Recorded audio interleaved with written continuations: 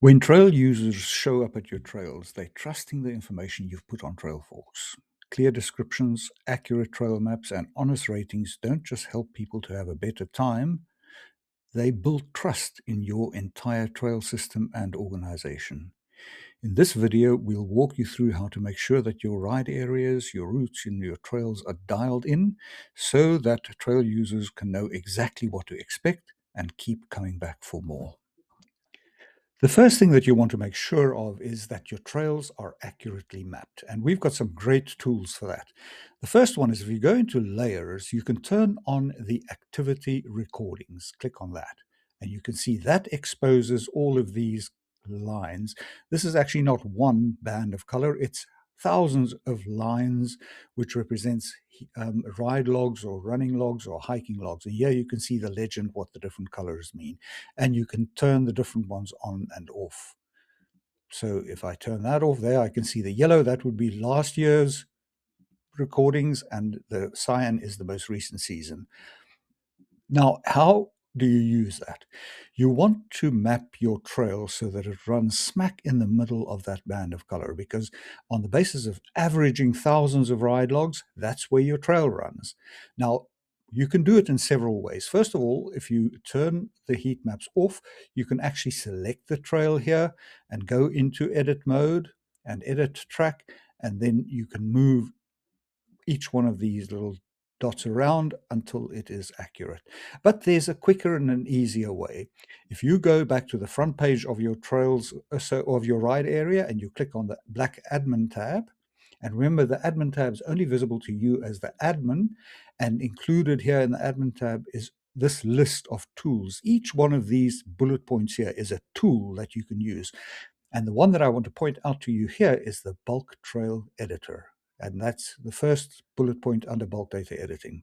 If you click on that and scroll in and click on your trail, it gets you back to a point where you can now come and edit these trails. And you just move these little dots around, and you want to have as many dots as possible because those are the data reading points. And the more you have, the more accurate your data is. So you can now edit it. And the beauty of it is you can now jump from trail to trail. You know, we can go from that one to that one and that one to that one. And so you can edit your trails all in one go without having to open each trail separately, edit it, save it, and then open the next one. You can just jump from trail to trail and do all the edits. And when you're done, you just click on Save Changes, and the job is done. And that is the most efficient way of editing a large number of trails very quickly and matching them to the underlying heat maps. The next thing that you want to check up is the description of your trail area. That is very important because the description tells people why they want to come to your area. And in addition to that, there are a few other data points that needs to be looked at as well. Let me show you. If we open the ride area in edit mode, check edit region, and you scroll down, here is the description field.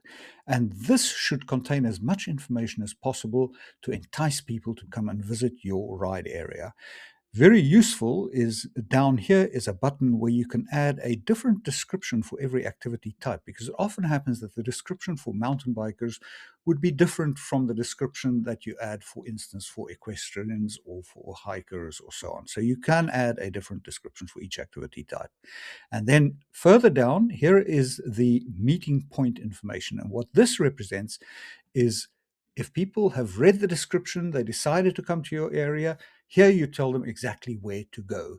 In this little field, you want to describe every one of your trailheads, parking areas, and tell people why would you want to go to parking head A over parking head B, for example. And then there's the disclaimer and permit information field. Here you put in the permit requirements or payment requirements and where people can acquire those. You also want to put in any specific rules that are pertinent to the ride area or to the park. For instance, sunrise to sunset only, or mountain biking trails alternate direction on alternate days, or things like that. And then there's a bunch of other information that you can also add. Definitely add the Trails Association, add here the land status and the land managers, and then further down you can add links to websites and files and that type of thing. If you go through this information, fix all of this up, then you will be able to give your people as much information as possible, because Trailforks is not just about lines on a map. You want to give people everything they need to know. The last data set that we're going to look at in this video is the data surrounding trails. If you open the trail page, you'll see that there's a tremendous amount of information on this trails page. On the left-hand side, here is all of the ratings of the trail.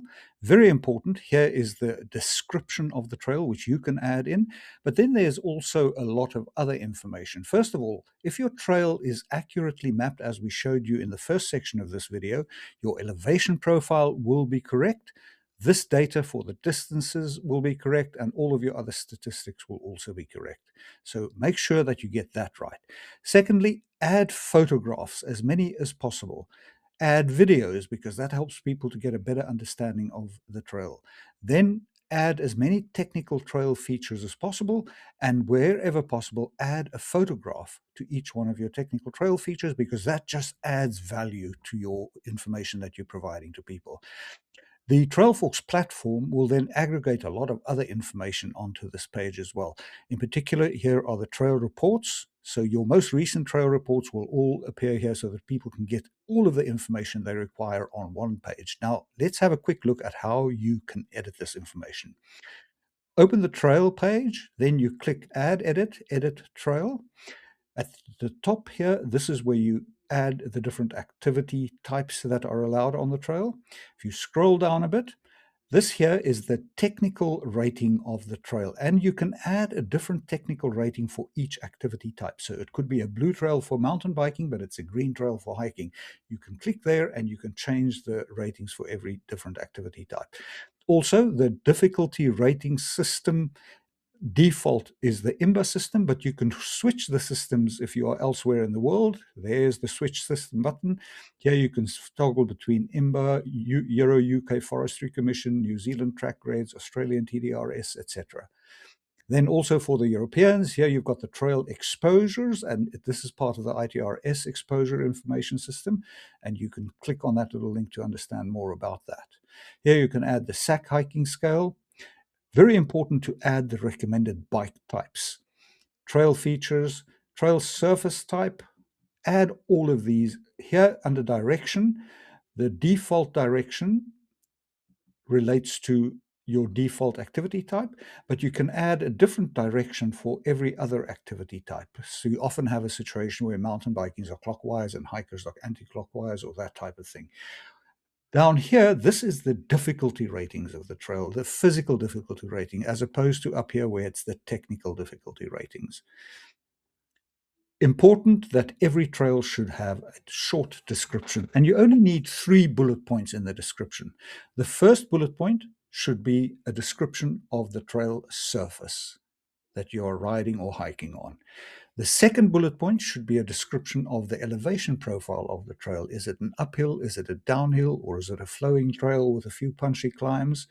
And the third bullet point should describe any outstanding or unusual or challenging features on the trail that a trail user should know about. And that's it. Very, very simple. Access information you can leave open unless there is very important, pertinent access information that is relevant to the trail, such as if the trail is behind a gate, where to find the key, or if access is limited to certain times, etc. Disclaimer you can fill in if there is a warning that people should know about on the trail. An example would be beware, slippery when wet, that type of thing. And that really is all the information that you must have about the trail. There are many other data points, but most of those are used by exception or are derived from the home page. And that is it as far as trail descriptions go.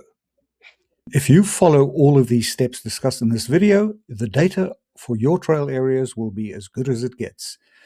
If you have any questions, or if you would like a quick tutorial on any aspect of Trailforks curation of content, please reach out to us and we'll set it up. We look forward to hearing from you.